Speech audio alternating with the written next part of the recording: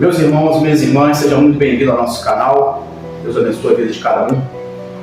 Vou estar trazendo uma reflexão aqui bem breve na palavra de Deus que se encontra em Efésios, capítulo 5. Efésios 5, a partir do versículo 6, que diz assim: Ninguém vos engane com palavras vãs, porque por essas coisas vem a ira de Deus sobre os filhos da desobediência.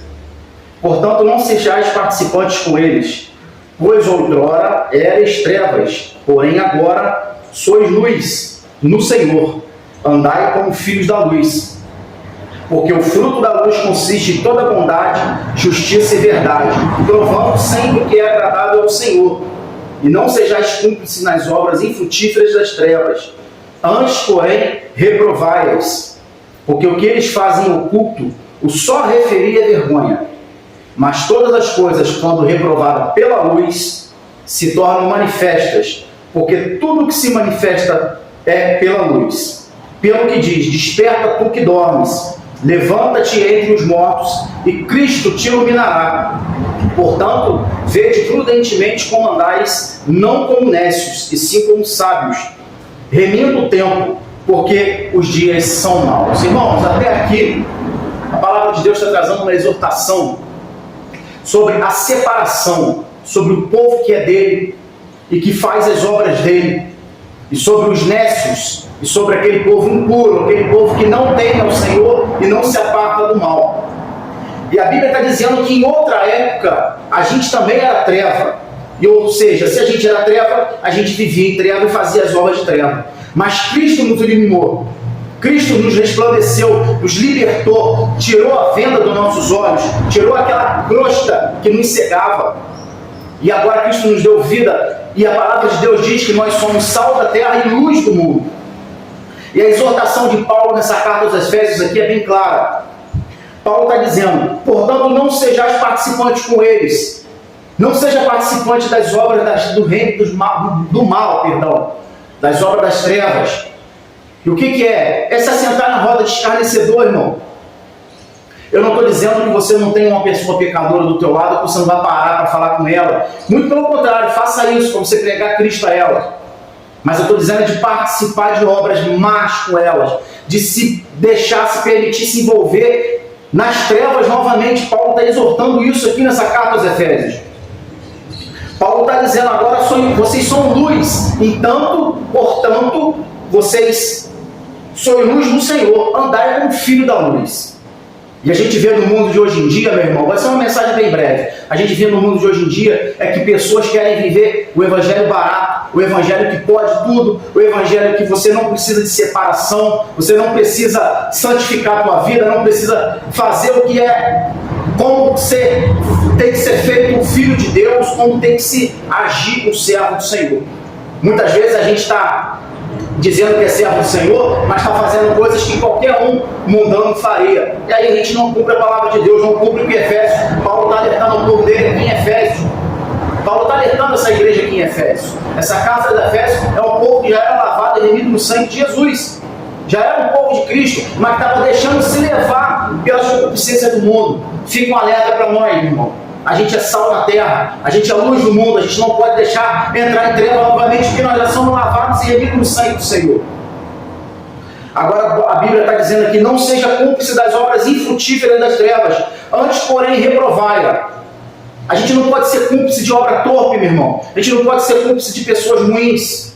Pelo contrário, reprovai-a, a sombra das Escrituras, não pelo que eu acho, mas pelo que a palavra diz. A Bíblia é bem clara, está dizendo aqui: reprovai. Reprovai, mostra o que é certo. Porque se você reprova, você tem que mostrar o que é certo. E o que é certo é a palavra de Deus, meu irmão. Não o que eu acho, não o que ninguém acha, mas o que está escrito. É isso que vale, meu irmão. E a Bíblia está dizendo aqui: o fruto da luz consiste em toda bondade, justiça e verdade. Esse é o fruto da luz. Repito, não o que eu acho, mas a bondade de quem? De Cristo. A humildade dele, a justiça dele e a verdade. Eu sou o caminho, a verdade e a vida. Assim disse nosso Senhor Jesus, né? Então a gente precisa viver como Cristo viveu e como Cristo quer que a gente viva. E para terminar, meu irmão, a Bíblia está dizendo aqui: porque o que eles fazem até em oculto, o só referir é vergonha. Paulo está dizendo que se eu só falar eu já fico envergonhado pelo que eles fazem em secreto. Então, como nós cristãos vamos participar de carnaval, como nós cristãos vamos participar de Rock in Rio?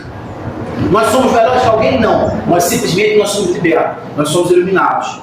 Nós somos aquelas pessoas que já estiveram do outro lado, mas que pela misericórdia de Deus, Deus nos enviou o Espírito Santo e nos convenceu, porque é Ele que faz, é Ele que convenciona do pecado, da justiça e do juízo. Mas nós somos servos, nós temos que pregar e nós temos que mostrar o caminho. A Bíblia está dizendo aqui, todas as coisas reprovadas pela luz se tornam manifestas, porque tudo que se manifesta é pela luz, ou seja, pela palavra de Deus. Quer manifestar alguma coisa na vida de alguém? Manifeste a palavra. Manifeste a verdade de Cristo. Manifeste o que está escrito, porque é isso que importa na vida do cristão.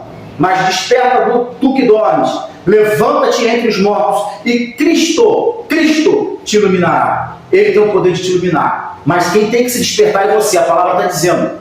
Quem tem que acordar para a vida, parafraseando, é você, meu irmão. O que está entendendo que os tempos são maus, que os dias estão acabando e que a porta de entrada da perdição é uma porta larga. A porta do caminho que conduz à vida é estreita e sempre será, meu irmão.